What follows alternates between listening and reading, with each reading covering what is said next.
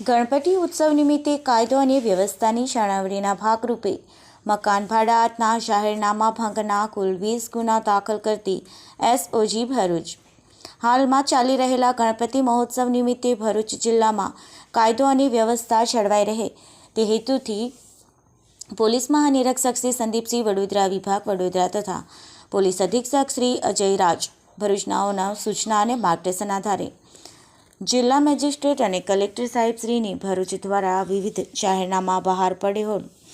જે અનુસંધાને અસામાજિક તત્વો મહત્ત્વના શહેરોમાં ભાડા મકાનથી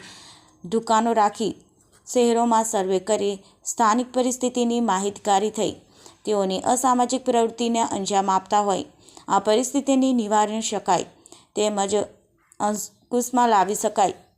તે સારું રાષ્ટ્રીય સુરક્ષા અને સલામતી માટે ભયજનક વ્યક્તિઓની સચોટ માહિતી મેળવવા અને ભરૂચ જિલ્લામાં કાયદો અને વ્યવસ્થા જળવાઈ રહે અને ગુનાખોરી નાબૂદ કરવા પરપ્રાંતીય ઇસમોને દુકાન મકાનો ભાડે આપી તેનું સ્થાનિક પોલીસ સ્ટેશનમાં નિયત ફોર્મ મુજબ જાણ નહીં કરતા, મકાન દુકાન માલિકોનું ચેકિંગ કરતા મકાન દુકાન માલિકોને ભાડા કરાર નોંધણી ન કરાવવાવાળા વિરુદ્ધ જાહેરનામા ભંગના કુલ 20 ગુનાઓ ભારતીય ન્યાય સંહિતા BNS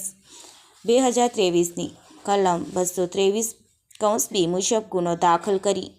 કાયદેસરની કાર્યવાહી કરવામાં આવેલ છે.